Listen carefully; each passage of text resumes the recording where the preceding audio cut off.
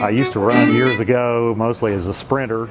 Randy Howard and his wife Kim met Hillcrest EEG tech Mary Ann Nell at Hillcrest Exercise and Lifestyle Programs gym last year. And they knew I was a runner, so we bonded that way, and they started talking about running, and they wanted to do the run and they wanted to do the walk. So I encouraged them to do the walk. We had runners blowing past us, and that got my competitive side going. I was like, okay, next year is going to be a different story. I knew he was going to get the bug. And Marianne and I started working together to work more on distance and, of course, running together as a team. You're going to be the one to run the Tulsa run with him, and I'm like, okay, I will. I don't have a problem with it, but I was like, okay. Mary Ann has run the Tulsa Run 15K every year since 1996, but trainer? They were serious. I didn't know they were serious, and I said, okay, we can try. I said, I've never been a blind guide ever. Which adds a level of complexity to a run. I lost my sight fully when I was 3.5. I have prosthetic eyes, and I lost my first one when I was 9 months, and the second one when I was 3.5. It was a retinal blastoma. Mom and Dad basically had a choice of either let the doctors remove my eyes or have me not be here in 6 months. A life-saving decision has propelled Randy to set new goals ever since. Knowing his parents believed in him, so why not believe in himself?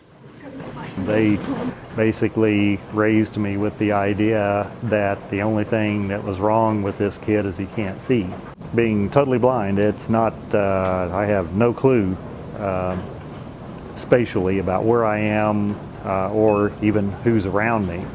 I can pick up objects audibly, but that only is so effective to a point and not at all at a run pace. I knew he could do it, and we've been training since. If we're comfortable with each other, then we can do it. This is new to me.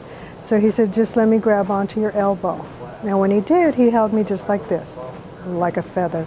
I have a fairly loose grip on her elbow.